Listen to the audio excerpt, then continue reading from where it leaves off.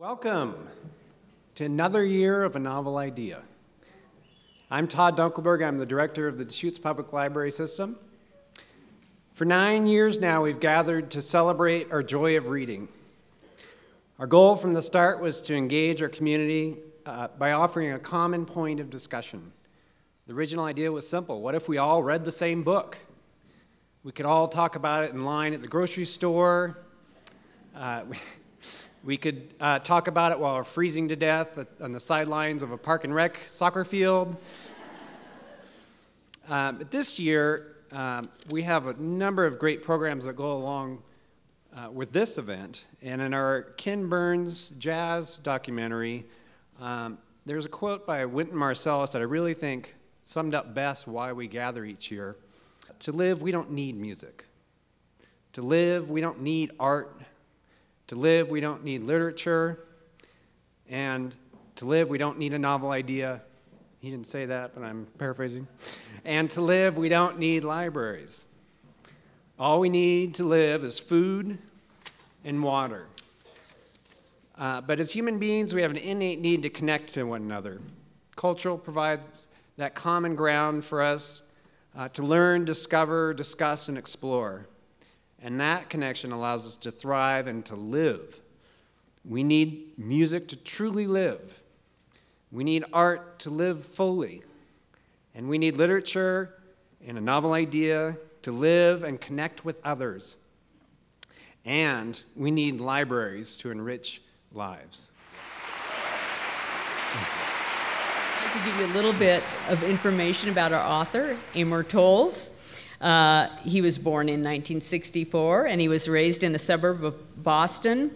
He graduated from Yale and received an MA in English from Stanford. He is a principal at an investment firm in Manhattan, where he lives with his wife and 2 children. He is an ardent fan of early 20th century painting, 1950s jazz, 1970s cop shows, rock and roll on vinyl, obsolete accessories, manifestos, breakfast pastries, pasta, liquor, snow days, Tuscany, Provence, Disneyland and Hollywood, the cast of Casablanca, 007, Captain Kirk, Bob Dylan, early, mid, and late phases, the wee hours, card games, cafes, and cookies made by both his grandmothers. His first novel, Rules of Civility, is being translated into 16 languages. The book was on the bestseller list of the New York Times, the Boston Globe, and the Los Angeles Times, among others. And it was also identified as one of the top 10 works of fiction in 2011 by the Wall Street Journal. So I know you're really going to enjoy tonight, and I've been looking forward to it too. So without further ado, here's Amor Towles. Thank you. Thank you very much. And thank you for having me here in Bend. I want to thank the committee and the library system that invited me here. And I want to thank all of you for investing some of your precious time into investigating this world of 1938 that's captured in Rules of Civility. I moved to New York City at the age of about 25 in 1989, having grown up in Massachusetts. And when I first arrived in New York, I lived in a legal sublet with a childhood friend of mine on 3rd Street in the East Village, right next door to the New York City headquarters of the Hells Angels.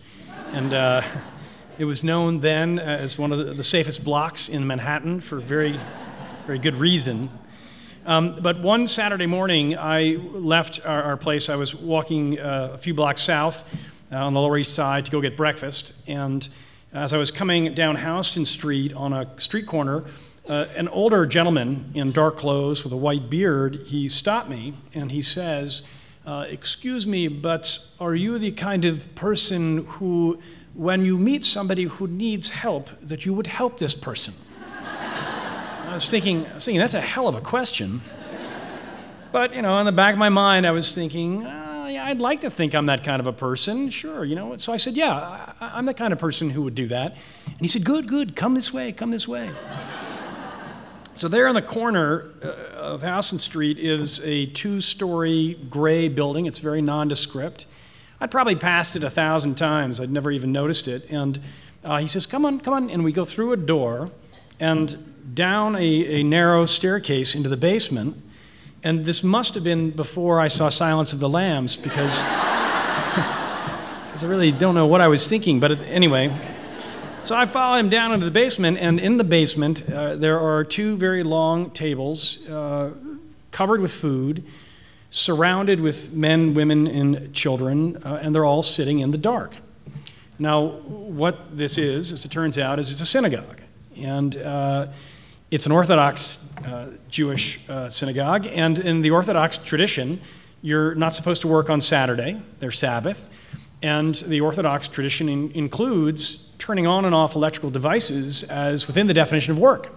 So the tradition in New York City is you turn on the lights on Friday night, and then you don't turn them off, and that way you don't have a problem on Saturday. Somebody had carelessly turned off the lights on Friday, and here is the congregation for their weekly meal sort of stuck. Now, in the Orthodox tradition, it is also against the rules to ask somebody for help. So in this terrifically roundabout way, this older gentleman starts saying, as you go around the room, if you see a string hanging from the ceiling, and you're curious about what the string is for, you should pursue your curiosity, young man. So I say, all right, so I'm kind of getting the picture. So I'm going around. I start to turn on the lights, and as I pull the strings, these young gentlemen are jumping off the benches, saying, "No, what is he doing? You must stop! You must stop!" And the old man's going, "No, go with God, go with God." Sort of showing the wisdom of age, I guess, over the vibrancy of youth. But a few years later, I was dating the woman who is my wife, Maggie. And in, I think, the way of young people everywhere at the time, we weren't married, we would celebrate the anniversary of our first date. You're not married, so you'd celebrate the anniversary of the first date instead. And for us at the time, the go-to place for us was a place called the Union Square Cafe in New York.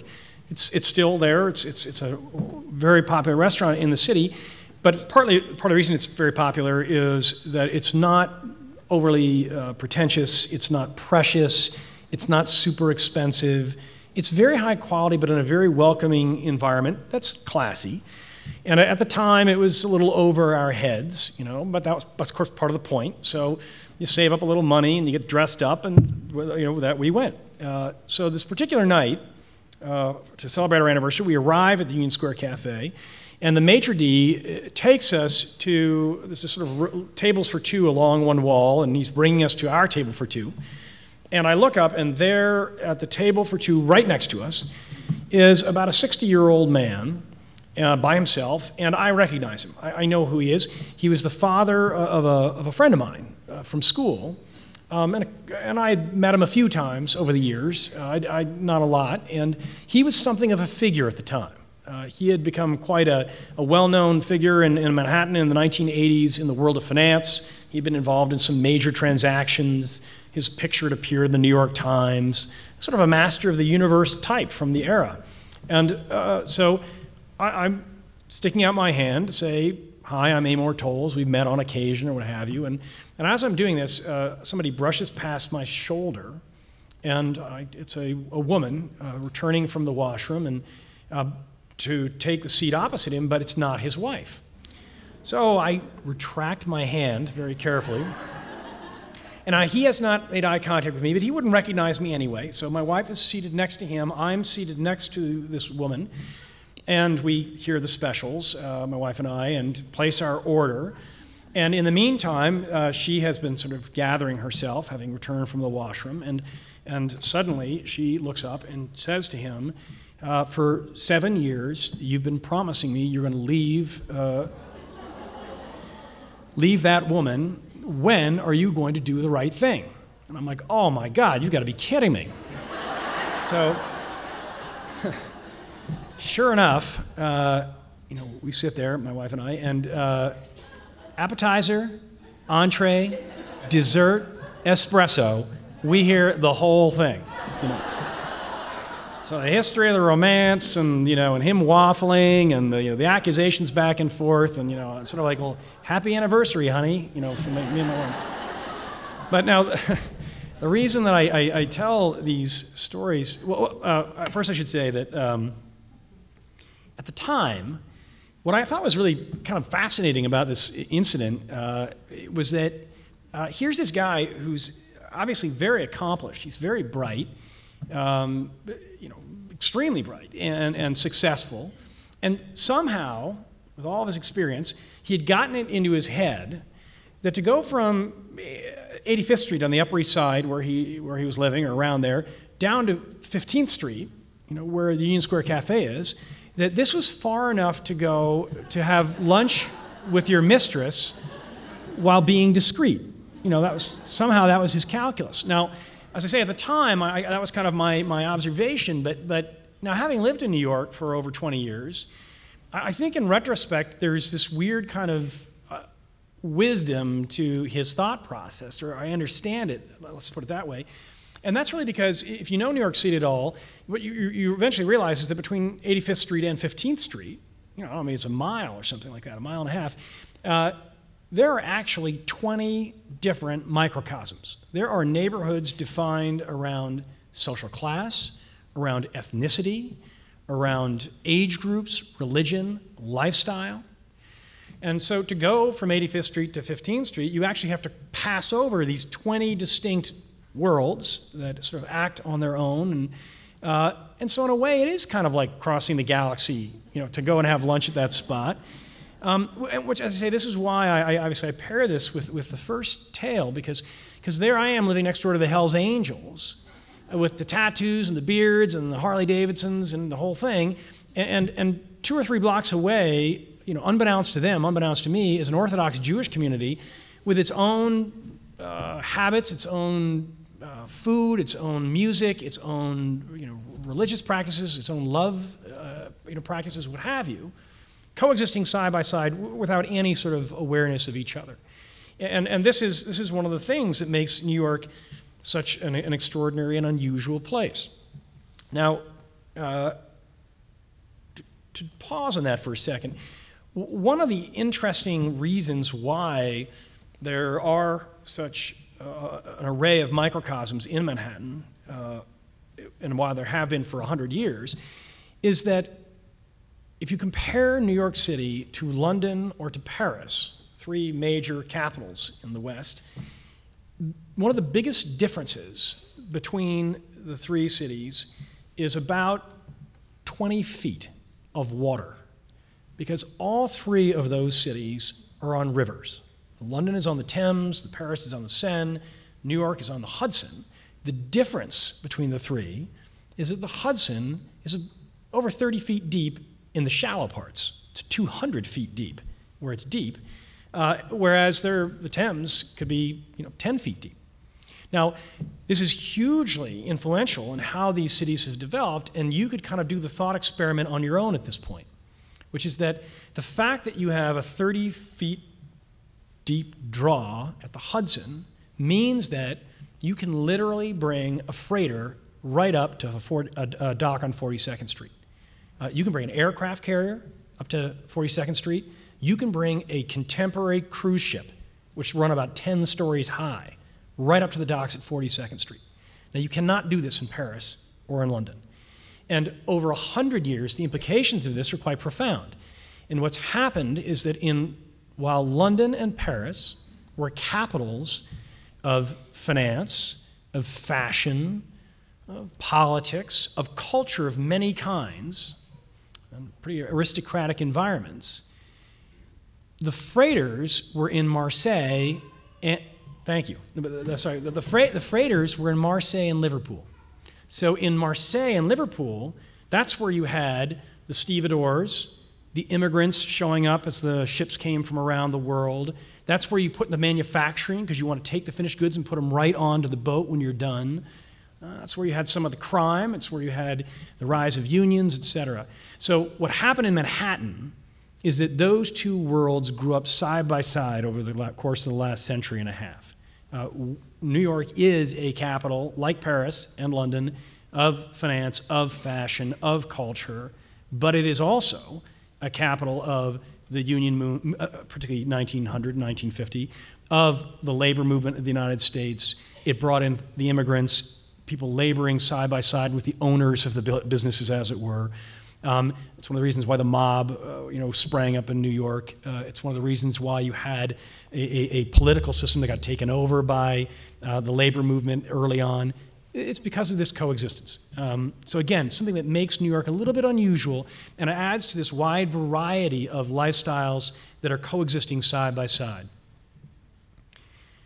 When you're writing a book, you will tend to have motifs in it, or influences, I should say, that are overt. In Rules of Civility, my novel, some of the obvious overt influences are jazz music and photography, both of which play a role in the story. They're in the backdrop throughout. They play a thematic role. They can be interpreted in conjunction with the themes of the story.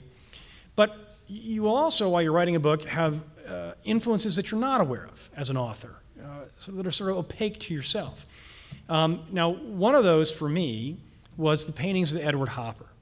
So as I wrote the book, I didn't think about Hopper at all. I've been a fan of Hopper at different points in my life. I didn't think about his work at all. I finished the book, finished the last edits. It went off to the publisher, and I was looking at some of his photographs, from his paintings, and I was suddenly like, oh my God, this must have been on the back of my mind to some degree. And so what I want to do is I want to show you a couple of Hopper's paintings, drawing through some similarities in them and talk to you about them thematically. So if we could put up the first slide, please. Wait a second. How the hell did that get in there? All right, so that is not by Edward Hopper. Those are my wife. That's my children, and with New York City in the background. All right, but here we are. Is that the first one? Yeah. This is Edward Hopper. That was a joke, by the way. It wasn't his fault. That was a joke. What I want to draw your attention to in this painting, which is obviously sort of a lobby of a boutique hotel or of a small apartment building, I want to draw your attention particularly to this young woman on the lower right-hand corner, who's sitting. She's got a sort of a downward gaze as she's reading her book. Obviously, she's basically by herself. I think the scene I think of as kind of a little bit of a Twilight-y scene. I say that because he looks like they're dressed to go out, this other couple, for dinner. You've kind of got angular shadows. The lobby's semi-empty. I mean, there's a couple of people there, but it's not a robust sort of crowded environment. So can you go to the next slide, please? All right, well, now here we have a young woman on a train, a commuter train. Again, you can see some of the parallels. She's got the downward gaze again. Again, in this case, looking into a book. Again, you have kind of angular shadows. In both cases, it's a very stripped-down environment. If you think of the lobby of a building, or there would be clutter around in the train, there might be stuff on the walls or what have you, but he's really stripped it pretty bare. You can see that, again, it's sort of twilight. If you look through the window, it's probably she's coming home at the end of the day. Can you give me the next slide, please? Again, the lone woman, downward gaze. In this case, just looking at the floor in reflection. Here we're in a movie theater. But again, she's sort of taking a moment by herself. Again, we can kind of assume this is an evening moment with its angular shadows, etc. And the fourth slide, please. And you can leave it on this one for a while. Again, same motif, right? The woman by herself, the downward gaze. In this case, it's into a cup of coffee. The angular shadows, the stripped-down environment. Now, the first thing that I think is interesting about these paintings, which are representative sort of in sentiment and temperament and style to a lot of Hopper's work of this time, the first thing that I'd say that's interesting about them is you think about Edward Hopper. He's painting in New York. It is the 1930s. He's an active painter in the city at that time. Picture New York in the 1930s. It's the Depression.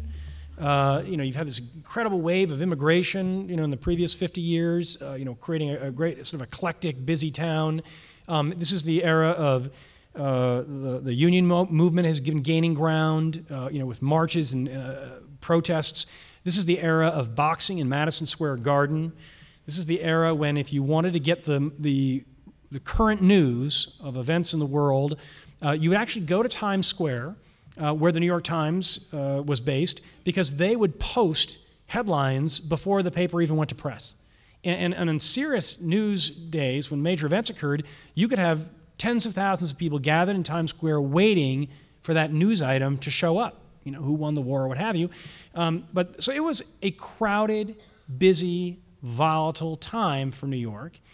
And yet Hopper has chosen to depict this city in this fashion. These quiet, serene moments with, in essence, individuals by themselves for a second. Now, I think that another thing that's kind of interesting about these four paintings is that there's a sort of a lonely element to them. I get that. But I'm not sure that's the most important element that you should take away. I actually think that what these four paintings depict are four young women who are having a moment of respite, sort of an opportunity to reflect. Now picture the rest of their day, right? So it's the 1930s. These are young, probably working class women for the most part. If they may live at home. You may live in an apartment with 3 generations, or a small house out in Brooklyn. If you live with roommates, you could be in a boarding house, like my character, Katie, which were quite common at the time. If you lived in an apartment, you certainly had roommates. You could even share a bed at the time, to save money. So that was pretty crowded. You go to work on the subway, which was jam-packed. When you get to work, like Katie, you might be in a secretarial pool, but in a similar environment. If you worked in a manufacturing, you were definitely in a crowded, close-knit environment. So for these young women, there's a certain paradox, which is still an aspect of New York, which is that to get privacy, you would go into public. You weren't going to get privacy at the office. You weren't going to get it on the subway. You weren't going to get it at home. So you'd go out into the dusk hours, and you'd know that if you could spend money for a cup of coffee, you could have a moment to yourself.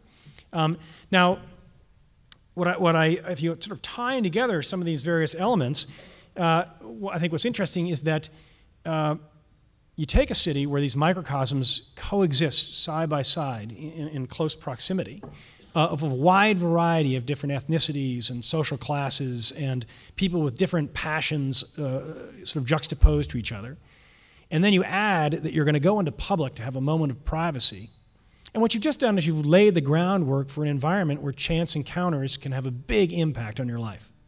Because if you do go out to the cafe, you go to a bar to have a glass of wine by yourself, or you sit in to ride the subway in the evening to do the crossword or what have you, the person who sits down across from you, chances are, is from a totally different sphere than you. And if you do strike up a conversation, it could lead to opening up avenues in your life that you would never have anticipated the day before. And I think this is very much the way New York City is even today. If you look at 25-year-olds in the city who come from around the country to pursue their passions, in whether it's in fashion or finance or any of these areas, the arts, the theater, architecture, when they go out to dinner with their roommate and their roommate's girlfriend and the girlfriend's friend from school, around the table is this incredible array of people that you would never have known the year before, and any one of them could take your life in a new direction. And obviously that's a major theme, a central theme to Rules of Civility. I want to sort of make a little bit of a divergence here from a topical standpoint, and that's talk about something that gets mentioned to me on occasion, which is that as I've talked to different people about the book, or people send me emails or notes, often people will note, I love the book, but really, I thought it was fascinating, but certainly 1930s couldn't have been like that really for a young woman. I mean, certainly that wouldn't have been the life of a young woman in the 1930s. And I think it's sort of an interesting assumption for people to jump to. This is told to me by somebody who might be 50 or 60 or 70 who wasn't alive at the time, but that's their impression. And I think that impression is wrong. And I think it points to a very interesting thing about something that happened in American history, which is that in reality, I think that the 1920s and 30s were less Victorian than the 1950s and early 60s. Now, what I mean by that is that I think that the 1920s and 30s were a little bit more liberal and fun-loving relative to the 50s and 60s and early 60s, and I think there's a very good reason for this. And that's because of what I like to call the rush to conformity. So pre-Second World War, New York and the environs, it was this very robust, multi-ethnic, multi-tiered social class environment, but one in which lines were pretty brightly drawn between the various communities. And they didn't necessarily intermingle that much. I mean, that's a reality. People would move back and forth if they were good at it, but for the most part, they were pretty divided. The Second World War changed that dramatically, because the first thing that happens is you draft all the young men from all those various backgrounds, and you send them off to war in battalions that are totally mixed, with the exception of the black community. But in a battalion in Europe, you were absolutely with an Irish guy and a German and a WASP and a Catholic and a rich guy and a poor guy. Yeah, maybe the rich guy was the captain, and everybody else was, reporting to him in the time. But nonetheless, you had a small fighting unit that represented the diversity of America. Now, those individuals who might have lived in worlds with pretty brightly drawn lines in the 1930s did not come back from the war with those lines in place. They certainly, in battle, treated each other. The Band of Brothers term was a good one. That's what it was. And they, by the end of the war, thought of themselves as each other's equals. They were probably closer to each other than most of the people, than they were to their people in their own communities. And when they came back, they saw themselves as basically Americans. Now, in a way that was different than their parents may have. You add to this the GI Bill. So these groups come back, and the ethnic Americans, the immigrant class, the second generation or first generation Americans can suddenly go to college, probably for the first time in the history of their family's lineage, and they are suddenly have a profitable profession, let's say. Now, that generation, their next decision was pretty straightforward. They decided to go to the suburbs. This is what I mean by the rush to conformity. They wanted to go and get a house in the suburbs like everybody else's house. They named their kids things like Chip and whatever else, American names. They wanted the kids to go to the same school as everybody. They wanted to join the country club. If they ate the family ethnic food, they did it on Sunday night around the table, and on Wednesday night it was Campbell's soup and Wonder Bread and Skippy peanut butter and Budweiser beer and Maxwell House coffee. And I get it, right? For that generation, the goal was to fit in, and that was a terrific goal. It was an admirable goal. But a side effect of it was that fitting in meant probably having a little bit more conservative stance about how you should behave. If you want to fit in, then you don't want to stand out. And you suddenly get what I inherited as a vision of that period of, you get the cleavers, Leave It to Beaver's household. And I think for a lot of women today of various ages, is they quite naturally, or men too, but they look back and they say, well, the late 60s was this great period of revolution for women in America, and it was coming out of this very, conservative Mrs. Cleaver world, with the apron and the clean kitchen and dinner ready when dad came home and putting a martini in his hand, etc. And they assume that you can just keep drawing the line back further into increasingly more conservative behavior behind that. But that's not the way it was. History tends to be more cyclical than linear. And what you actually had, as I say, was a period that was much more free-loving and wild kind of in the 20s that shifted into a conservative phase in the 50s and then kind of emerged back out of that in the 60s. Now, this insight that I'm sharing, which I cannot prove to you, or what my English teacher used to call frequently to me a sweeping unsupported generality. Again, Mr. Towles. My insight on this topic, really, the first person who really gave me this insight was my grandmother, who died when she was older than a little over 100. The advantage, of course, of having your grandmother live to over 100 these days is it means that you can spend time with her in your teen years, in your 20s, into your 30s, and you basically can know her as an adult, and which certainly would have been true in earlier generations, but as we get, have children later and later, that gets tougher and tougher to do. But nonetheless, I knew her as an adult. She came of age as a young woman in this time frame of the book. She's not in the book per se. But as I say, what really came across to my grandmother is that is this idea that her generation was less Victorian than my mother's generation in the 50s. Actually, can you go to the next slide? Oh, there. That's actually my grandmother there, and with my grandfather. And so I'll tell you two stories about her that kind of put this into perspective. The first is that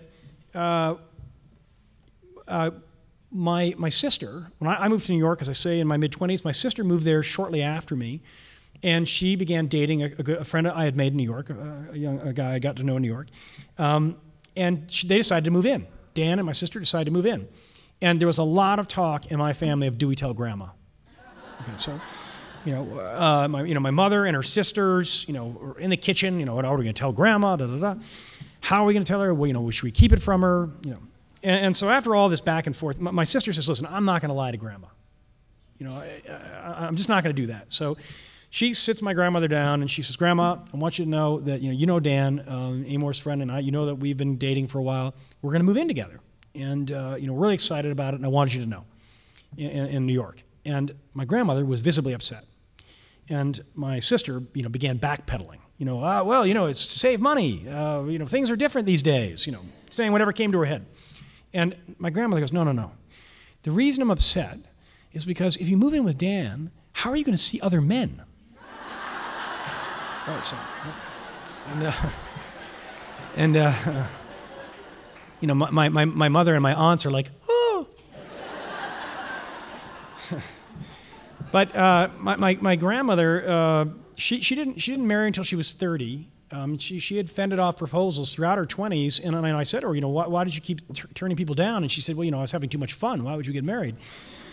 And actually, my grandfather had proposed to her a few times, and she said no. And I sort of asked her about that, and she said, well, the story she told us, as I say, nobody in the book is based on my grandmother, and nobody in the book is based on anybody. The book is really an invention. But the only thing from real life that is in the book is this story, which is that my grandmother told me, which is that she was at a party in her late 20s, having my grandfather proposed to her a few times, and she said no, and it was a big house party with a bunch of people in their late 20s. And at the party, my grandmother noticed that an attractive woman wearing white furs was, charming my grandfather. And it was kind of annoying my grandmother, and so eventually, when they were all out on the dock, she kind of gave her one of these and knocked her into the ocean, which is a scene that Katie does that to a young competition in the book, and my grandmother sort of said, my grandmother then says, and that she goes, yeah, that's when I decided to marry your grandfather, so when this threat was stuck in the ocean. I want to shift to give you a chance to ask some questions. Before I do that, I want to say one thing about this event. A friend of mine, Sarah McNally, runs an independent bookstore in Manhattan. She has a terrific independent bookstore called McNally Jackson. And we were having lunch not long ago, and she kind of wistfully made this observation that I've been thinking a lot about. And the observation was that imagine sort of being at the end of the 19th century and how few books you really needed to read to be well read. Now, we can all sort of, again, do the thought experiment on that. There's been this incredible explosion in the canon, what we call the canon. But if you went back to 1890, an extremely well-read person really need to have a command of about 50 to 100 books. Shakespeare, the Bible, Milton. In all of science, you probably really needed to know Isaac Newton, need to know Darwin. That'd be kind of the limit of what you might, maybe, Newton would have been gravity, but you wouldn't have had to know certainly the literature of Latin America, of Asia, of Africa, So it was a pretty narrow group of books that you would have known well. And if you were a well-educated person, every person you met, you shared that context.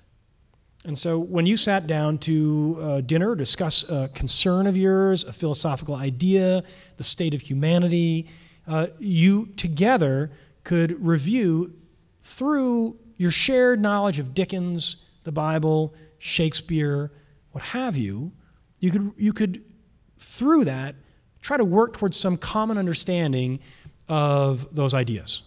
You could debate through them. You could come into common insight from them, even if you came from different backgrounds. And we've all benefited from this explosion of the canon. We have so many new voices, so many new ideas that can tantalize us and advance our understanding. But the setback we've had is that we've lost that common thread. We have pop culture now that kind of fills that. And what's cool, you can see where I'm going with this, is that's absolutely what's been restored in this county through this program. And that's true whether it's my book or somebody else's book. In a way, the book is the least important aspect of it. It's the work that has gone into ensuring that there's an opportunity to see movies from the period, to understand the history, to think about women's issues, laying a foundation so that, again, a very wide variety of people in this county, for a moment in time, when they are at a cocktail party, or, you know, as the director said, when they're when they're at the soccer game, do have a common foundation with which to think about the human condition for a minute, and to try to move towards some sort of common insight. And anyway, I think I congratulate the community for setting it up. I appreciate being invited to be a part of it.